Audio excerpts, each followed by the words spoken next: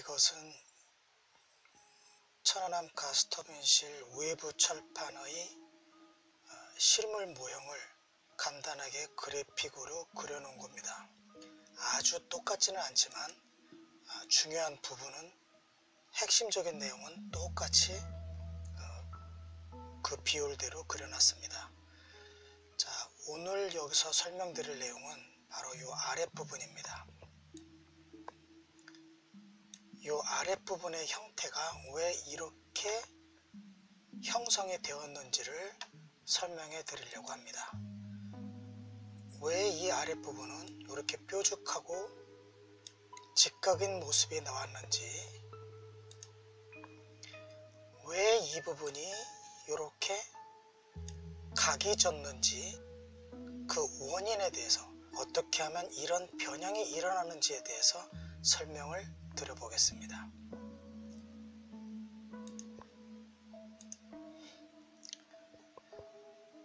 자, 천안함의 선체가 만약에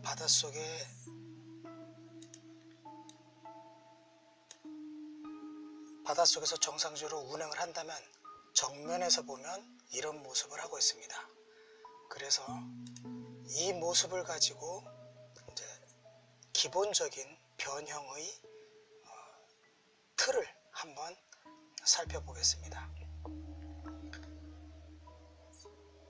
이런 선체를 가지고 있을 때 만약 어떤 물체가 여기에 충돌을 합니다. 그런데 그 물체가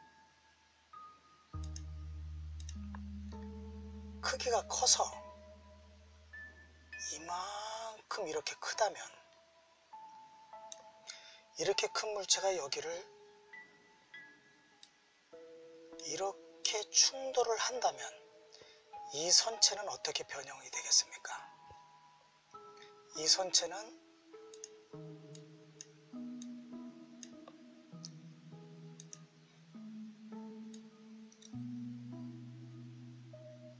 이 커다란 충돌체에 따라서 이렇게 변형이 될 겁니다.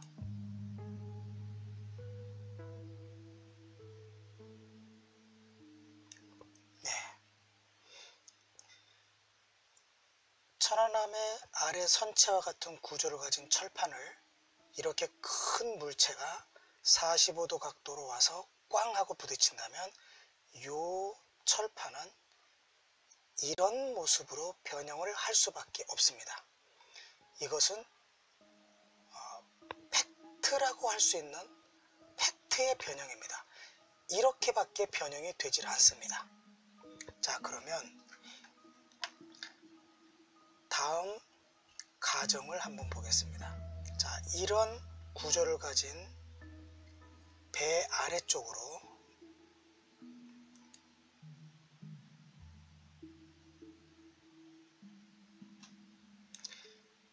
이렇게 생긴 물체가 이렇게 충돌을 하면 과연 이 철판은 어떻게 변형이 될까요? 자, 그 변형의 모습을 한번 살펴본다면요.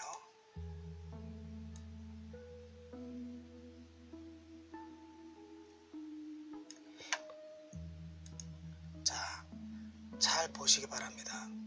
윗부분은 그대로 일자로 펴질 겁니다. 그런데 이 아랫부분은 이렇게, 여기까지는 일자로 펴지겠지만 이 부분에서는 이렇게 변형이 될 겁니다. 여기서 중요한 것은 바로 이 부분입니다. 이 충돌체의 아랫부분의 크기가 여기처럼 길지 않다면 짧은 만큼만 파고들 것이기 때문에, 여기를 파고들 것이기 때문에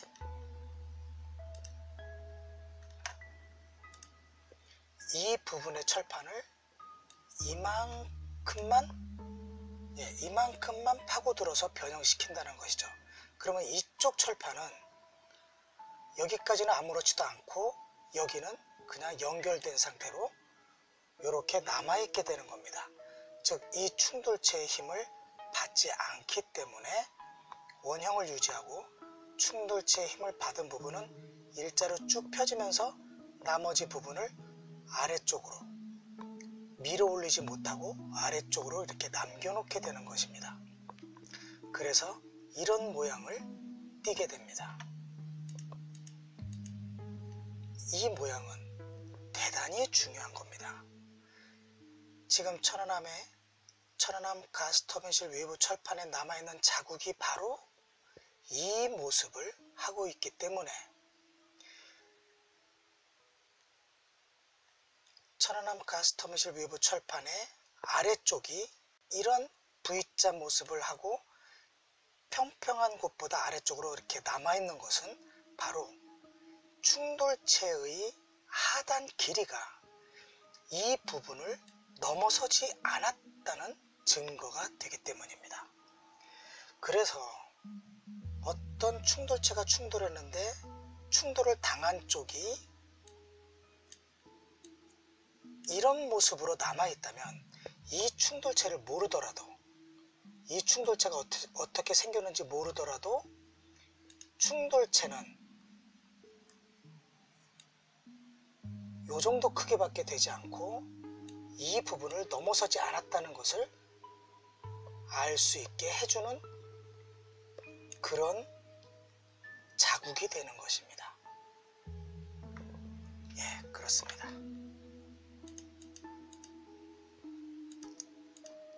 자, 그러면 이번에는 좀 더 한 가지를 더 보태서 살펴보겠습니다. 자, 천안함에 하단부 철판이 이렇게 있고 그 하단부 바닷속에 있는 철판을 만약에 어떤 물체가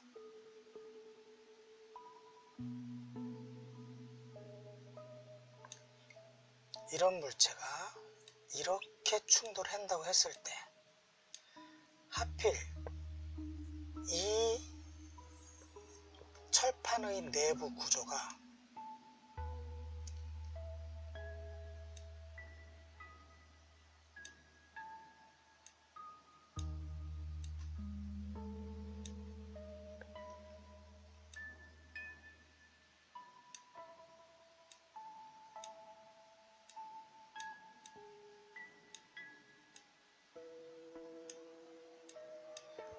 이렇게 생겨서 요 검은색 철판보다 요 빨간색 구조물이 훨씬 더 튼튼할 때 어떤 일이 생기는가 하는 것입니다. 자, 이렇게 생겼을 때 천안함 선체가 외부적으로는 검은색의 철판이 있는데 그 검은색 철판을 외부에서 니은자 모양의 이런 물체가 45도 각도로 꽝 하고 충돌하면 과연 어떻게 변화될 것인가 하는 겁니다. 어떻게 변화될까요?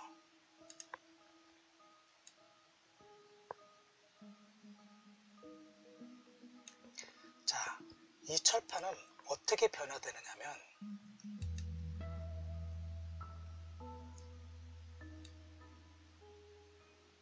일단 가운데가 끊어지겠죠.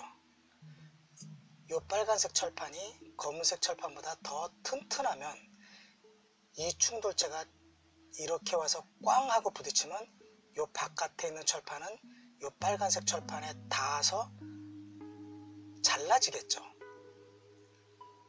이 충돌체와 부딪히고 이 검은색 철판은 중간에 끼이는 상태에서 이 부분이 절단이 되게 되는 겁니다. 그래서 위는 이렇게 절단이 되고 아래쪽은 끊어진 상태로 일자로 똑바로 펴지고 아래쪽도 이 길이만큼만 똑바로 펴지고 나머지 부분은 변형이 안 돼서 이렇게 해서 이렇게 이런 식으로 변형이 되게 된다는 겁니다. 이 받침대까지 같이 그려놓자면 이런 모습이 됩니다. 즉 다시 말해서 천안함이 원래 이런 모습을 가스터빈실이 가지고 있었는데 어떤 충돌체가 다가왔는지 전혀 모르는 상태에서 만약에 이런 변형의 모습을 가지고 있다면 그것은 외부에 이렇게 위는 길고 아래쪽은 짧은 물체가 충돌을 해서 생긴 자국이라고 보면 되는 것입니다. 이 그림에서 이 그림으로 변화하는 과정에 잘못된 점이 있으면 얘기를 해주시기 바랍니다. 잘못된 점이 없습니다. 그냥 합리적인 파손의 원칙, 원리 정도밖에 되지 않습니다. 간단한 문제입니다. 자, 여러분은 천안함의 가스터빈실 외부 철판이 생긴 모습과 비슷한 파손 현상이 일어나는 한 가지 아주 근사한 예를 지금 보고 계십니다. 자, 천안함의 가스터빈실 외부 철판은 그래픽으로 단순하게 그려놓자면 이런 식으로 나타납니다. 이 모습에서 가장 특이한 부분이 바로 이 부분인데 이 부분에 대한 파손의 이유는 길이가 이만큼밖에 되지 않는 직각의 물체가 충돌을 했기 때문에 이 뾰족한 부분을 이 짧은 쇠의 길이가 일로 넘어가지를 못해서 이 뾰족한 부분이 발생하게 된다는 것을 아실 수 있으실 겁니다. 그리고 이 위에 있는 철판은 이 아래에 있는 철판과 달라진 이유는 이 부분의 이 날카로운 부분 때문에 중간에 끼인 철판이 이 니은자 모양의 충돌차가 뒤로 쭉 밀려가면서 압착을 했기 때문에 그 가운데 있던 철판이 잘려나간 것임도 알 수가 있으셨을 겁니다.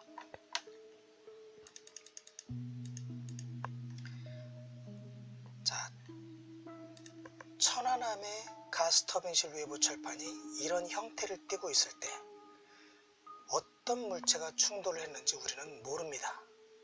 하지만 이런 형태가 나오려면 이런 형태의 물체가 충돌했을 때만 가능하다는 것을 우리가 유추할 수 있으므로 충돌체의 모습을 이렇게 확정할 수가 있는 겁니다. 만약에 이 니은자의 물체가 이 길이가 이렇게 윗부분이 짧았다면 이 위에 있는 철판이 잘려나가지 않았을 겁니다.